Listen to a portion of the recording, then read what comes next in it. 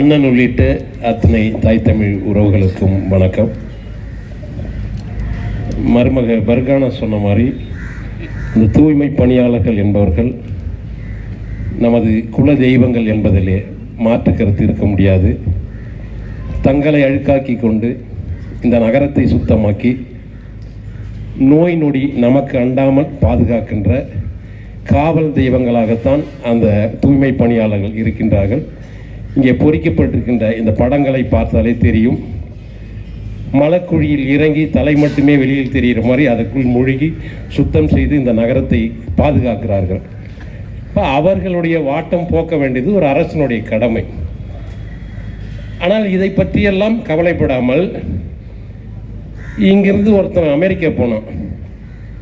America போயிட்டு அவனுக்கு பேசுறதுக்கு சப்ஜெக்ட் இல்லைன்னா அங்கேருந்து வந்து என் பர்கானா கிட்டேயோ யார்கிட்டயோ தம்பிங்கிட்ட கேட்டால் 1000 கருத்துக்களை சொல்வார்கள். பேசுவதற்கு, இந்த நாட்டை பற்றி பேசுவதற்கு, மக்களை பற்றி பேசுவதற்கு 1000 கருத்துக்கள் இருக்கின்றன. பாவேந்தன் பாரதிதாசன் சொல்வான், சித்திரை சோலைகளை உம்மை நன்கு திருத்தையில் இப்பாரினிலே எத்தனை தோழர்கள் ரத்தம் சொரிந்தனரோ உந்தன் வேரினிலே என்று. இந்த நாடு சித்திரை சோலையாக மாறுவதற்கு ரத்தம் சிந்துகின்ற எண்ணற்றவர்கள் எல்லோருமே இன்றைக்கு வாட்டத்தில் இருக்கிறார்கள், சிக்கலில் இருக்கிறார்கள். எல்லாம் திரும்புகிற பக்கமெல்லாம் போராட்டம். 7ஆம் தேதி இந்த நெசவாளர்கள் வாழ்வுரிமை மீட்பு மாநாடு பொதுக்கூட்டம்ட்டு அண்ணன் போய் பேசிட்டு வந்தாங்க. நெசவாளர்கள் இந்த மூத்த தொழில் நெசவு தொழில் அவ்வளோ சிக்கல், அந்த தொழில் அழிகிற நிலைமையில் இருக்குது. அந்த மக்கள் அவ்வளோ துன்பப்படுறாங்க. ஒரு நாளைக்கு அவர்கள் 8 மணி நேரம் 12 மணி நேரம் நெசவு செய்தால்தான் 300 ரூபாய் ஊதியம் வாங்குற அளவுக்கு தான் அவங்களுடைய வாழ்க்கை இருக்குது. இப்படி எல்லாமே பிரச்சனை. ஆனால் இங்கேருந்து ஒருத்தன் அமெரிக்கா போனால போயிட்டு இங்கே இந்த தமிழ்நாட்டில் உள்ள சிக்கல்களை பேசுறதுக்கு நீ இங்கே ஒரு அரசு நடக்குது, அந்த அரசு அப்படி செய்து இப்படி செய்து நீ எது வேணாலும் கொண்டாடிக்கோ, எது வேணாலும் புகழ்ந்துக்கோ, எங்களுக்கு அதை பற்றி கவலை இல்லை. இருக்கிற சிக்கல்களை நாங்கள் எடுத்து சொல்கிறோம். ஆனால் அங்கே போய் அண்ணன் செந்தமன் சீமான் மயிரை எதுக்கிட்ட பொருள் நாயா அங்கே போயிட்டு ஆடு மாடுகளோடு பேசுபவர்களுக்கு நமக்கு என்ன கவலை? அவர்களுக்கு முத்தி விட்டது. மருத்துவமனை மயிராண்டி, நீ வட்டிக்கு விட்டு சம்பாரிச்சு சாப்பிட்ற உழைப்பை பற்றி உனக்கு என்னடா தெரியும்? உழைப்பை பற்றி உனக்கு என்ன தெரியும்? யாரை பேசுற? எங்கே போயிட்டு பேசுற? வா, எத்தனை பிரச்சனைகளுக்கு இந்த நாட்டில். யாரா நிம்மதியாக இருக்கா இந்த நாட்டில்? பெத்த பிள்ளைகளை கழுத்த இருக்கிற மாதிரி மரங்களை வெட்டி, மாமரங்களை வெட்டி குமிச்சு வச்சிருக்கான். இந்த மாசம் பூரா நீங்க பார்த்திருப்பீங்க. மாங்காய் விற்பனை இல்லை, பயிரிட முடியவில்லை, மாங்காயில வருமானம் இல்லை அப்படின்னு சொல்லிட்டு மாங்காய் எடுத்து சுமை உந்துகளை கொண்டு போயிட்டு குப்பையில கொட்டுறான். வண்டியா லாரி குப்பையில கொட்டுறான். இந்த உலகத்தில் எல்லா இடத்துலையும் மாங்காய் காய்க்குதா இந்த சீசன்ல? அப்போ ஒரு இடத்துல மாங்காய் தேவைப்படல, ஒரு அரசு அதை வாங்கி அங்க கடத்தலாம்ல. இந்த கர்நாடக அரசு அவன் பெத்தவனே அப்பனா இருக்கிறான். அவன் 1 லட்சம் டன்னு மாங்காய் வாங்குறான். விவசாயிகள் கஷ்டப்படுறாங்கன்னு 1 லட்சம் டன்னு மாங்காய் வாங்குறான். ஏடா இதை பேச முடியுதுடா உனக்கு? இந்த கருத்து தெரியாதுடா உனக்கு?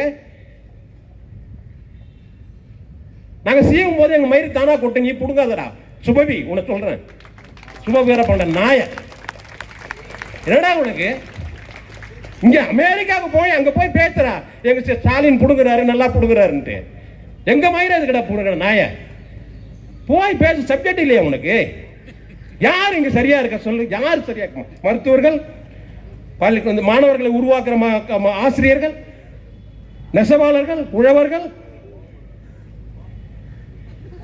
நெசவுக்கு பஞ்சு தயார் பண்ணி பஞ்சு விளைவித்து கொடுக்குற அந்த விவசாயி ஒழுங்குமுறை விற்பனை கொடுத்தல பஞ்சை எடுத்துன்னு போய் அவன் ஒவ்வொரு நாளும் அந்த வயலில் போய் பறிச்சு கொண்டு பஞ்சு வேற, இந்த கூக்காஞ்சி வேற எடுத்துட்டு பஞ்சை எடுத்து கட்டி கொண்டு ஒழுங்குமுறை விற்பனை கொடுத்தல கொடுத்துட்டு விலை கட்டுப்படியால் இந்த பஞ்சு பறித்த விலை கூட எங்களுக்கு வரல அப்படின்ட்டு ரோட்ல போராடுறான்.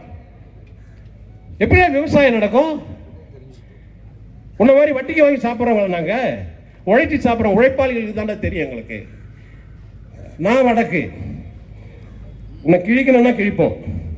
இதுக்கு மேல சுபவீர பாண்டியா எச்சரிக்கையாக சொல்றேன், ஒதுங்க. உனக்கு பிச்சை காசு ஒரு கூட்டம் போனாக்கா ஒரு 25,000 கொடுக்குறாங்க, அந்த கலைஞர் தொலைக்காட்சியில் ஏதோ கொடுக்குறாங்க, வாங்கி தின்னுட்டு போடா. நாம் தமிழ் கட்சியில கருத்தியல்ல, நாம் தமிழ் கட்சியோட கருத்தியல்ல என்ன உனக்கு சிக்கல் வருது? பேசு, வா பேசுவோம். இந்த நாடு இந்த உங்கள் ஸ்டாலின் அரசு, இந்த திராவிட மாடல் அரசு இந்த மக்களுக்கு என்னதை கீழ்ச்சிச்சு? வா பார்ப்போம். கிழித்தது என்ன, தைத்தது என்ன? ஒன்றுமே இல்லையா? காசை வச்சுக்கிட்டு டாஸ்மார்க்கில் வந்து வருஷத்துக்கு 50,000 கோடி வருமானம் வருதுன்றான். அதே 50,000 கோடி சைடில் அறிவாலயத்துக்கு போகுதுன்றான். அதே 50,000 கோடி சைடில் 60, அதாவது பாட்டிலுக்கு மேலே 10 ரூபா 20 ரூபாய்க்கு, அது இல்லாமல் அது வந்து இவன் செந்தில் பாலாஜி வீட்டுக்கு போகுது.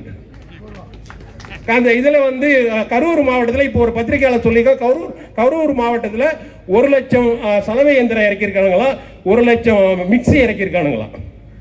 ஆர்டர் கொடுத்து இறக்கியிருக்கான் ஓட்டுக்கு கொடுக்கறதுக்கு. 5 ஓட்டு உள்ளவங்களுக்கு 10 ஓட்டு உள்ள குடும்பத்துக்கு ஒரு இது சலவை இயந்திரமும், 5 ஓட்டு உள்ள ஒரு குடும்பத்துக்கு ஒரு மிக்சி. காசை கொள்ளடிச்சு வச்சுட்டு இறக்குறானுங்க. நாங்கள் அப்படியேடா பண்ணுறோம், பிச்சை எடுத்து கட்சி நடத்துகிறோம். இந்த மக்களுக்கும் அந்த மண்ணுக்கும் அனைத்து உயிர்களுக்குமான அரசியல் செய்கிறோம். உன்ன மாதிரி மனிதன் சம்பாரிச்சதில் ரத்தத்தை சுரன்ற மாதிரி சொல்லி வட்டிக்கு வாங்கி சாப்பிட்ற குடும்பம் இல்லடா நாங்கள், உழைக்கிற குடும்பம். சுபவர பாண்டியா மரியாதையார்.